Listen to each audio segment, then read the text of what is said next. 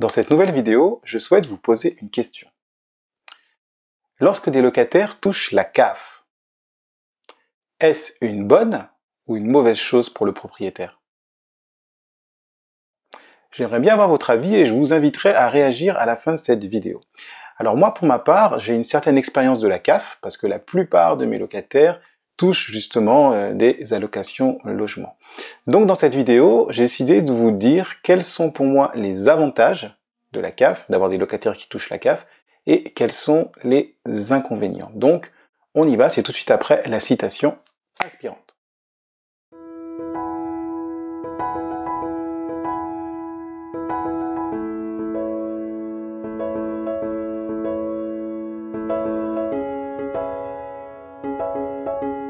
Donc si vous ne l'avez pas encore fait, je vous invite à cliquer sur le bouton s'abonner qui se trouve sur la vidéo ou sur la page, comme ça vous serez sûr de recevoir mes prochaines vidéos.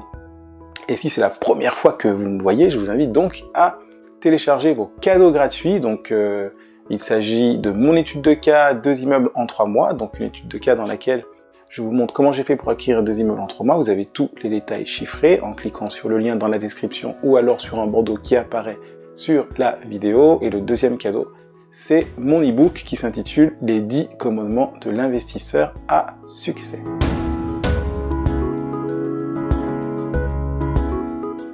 Alors, la CAF. Moi, personnellement, mes locataires touchent la CAF. Alors, quels sont les avantages de la CAF? Je dirais que l'un des gros avantages, c'est que le locataire ne paye pas le loyer en entier. Par exemple, moi dans mon cas, je vais vous dire, j'ai 2 immeubles donc avec 8 logements en tout, enfin 7 appartements et un local commercial. Les plus petites surfaces que j'ai sont des T1 qui font 17 mètres carrés et 19 mètres carrés. Et les loyers pour ces 2 T1 là sont de 280 € charges comprises. Eh bien, dites-vous que chacun de mes locataires, pour ces 2 appartements, chacun perçoit une aide de la CAF de 256 €. Ça veut dire quoi? Ça veut dire que mes locataires, eh bien, tous les mois, ils vont à l'agence qui gère mes biens et ils donnent 24 € en espèces ou un chèque pour payer leur loyer. Donc ça, c'est une bonne chose parce que le locataire, du coup, le loyer n'est pas exorbitant pour lui. Donc, puisque pour lui le loyer n'est pas cher, mais il risque de rester plus longtemps. Deuxième avantage, c'est que, et ça c'est le propriétaire qui le demande, la CAF peut payer le propriétaire directement, c'est mon cas.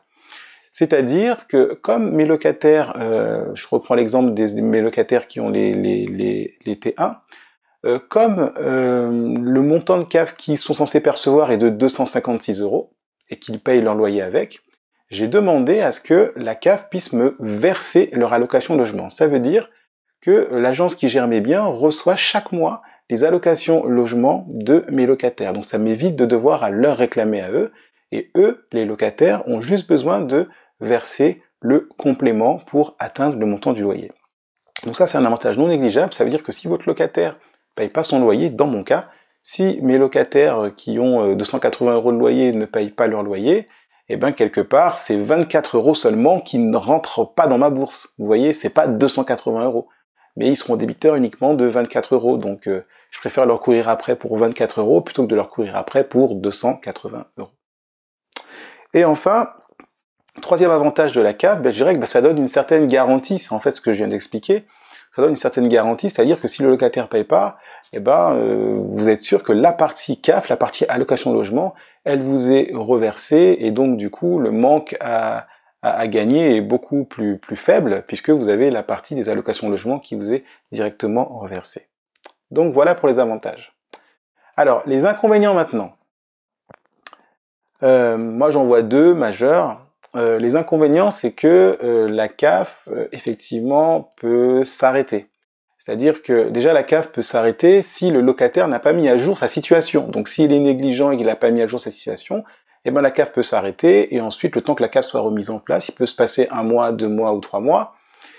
Et pendant ces 3 mois-là, si le locataire n'a pas la présence d'esprit d'aller vous payer le loyer, et ben du coup, c'est 3 mois où vous n'avez pas vos loyers et après vous galérez pour les récupérer. Donc ça, c'est un inconvénient.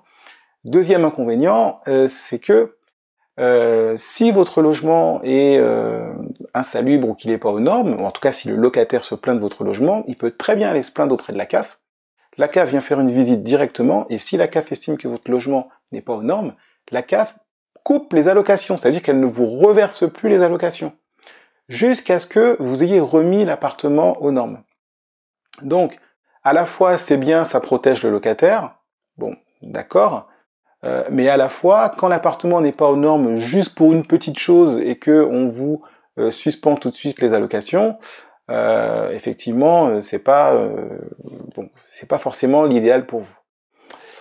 Et le troisième inconvénient, et ça vient de mon expérience, hein, puisque j'ai appelé la CAF plusieurs fois, j'ai remarqué que quand on appelle la CAF en tant que propriétaire, on est le grand méchant loup. Donc voilà, hein, je suis désolé de vous dire ça, mais si vous voulez investir dans l'immobilier, et si vous le faites, ou si vous le faites déjà et que vous avez des locataires qui touchent la CAF, vous avez peut-être remarqué ça, quand vous appelez la CAF, vous en tant que propriétaire, vous êtes le grand méchant loup. Tout est fait pour couvrir le locataire.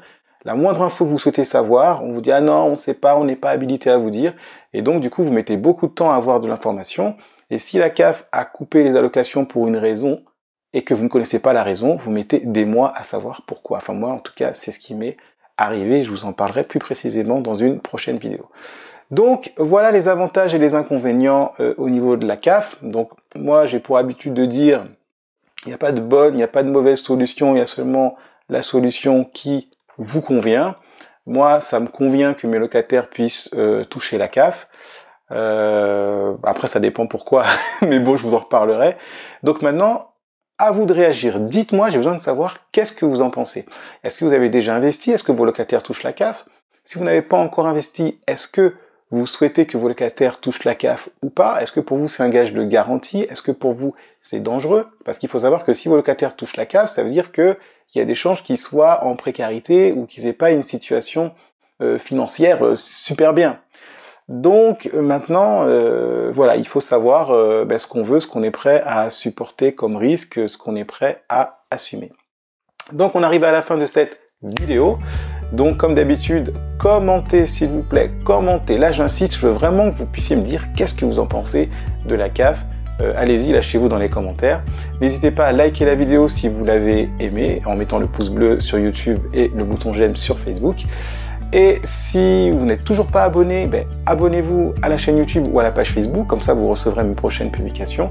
Et si cette vidéo peut plaire à un de vos amis, à un de vos collègues ou à un membre de votre famille, partagez-la. Je vous remercie d'avoir suivi cette vidéo, je compte sur vous pour les commentaires, et donc je vous dis à très bientôt pour le prochain partage immobilier, ou alors à très bientôt dans les commentaires.